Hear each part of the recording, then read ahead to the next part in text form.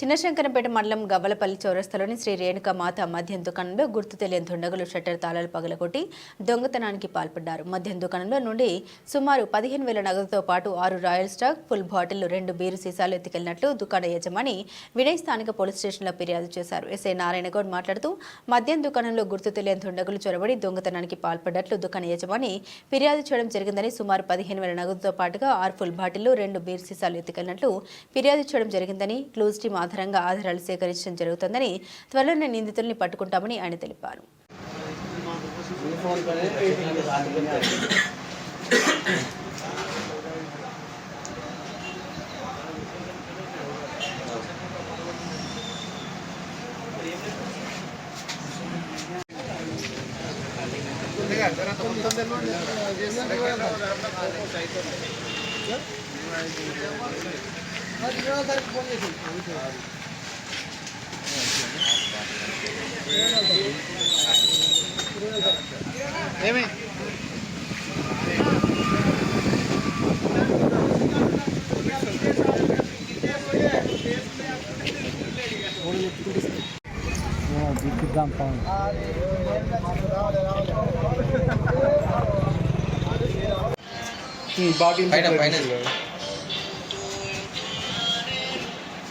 Hello చెప్పాము.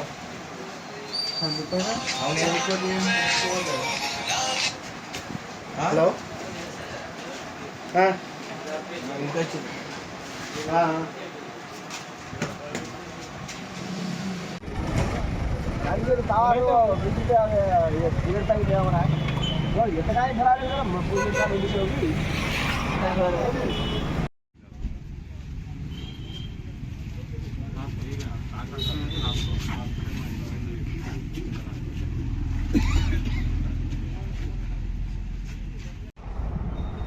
చేయాల గవ్వలపల్లి చౌరస్తాలోని రేణుకా మాత wines నుండి ఫిర్యాదు రావడం జరిగింది.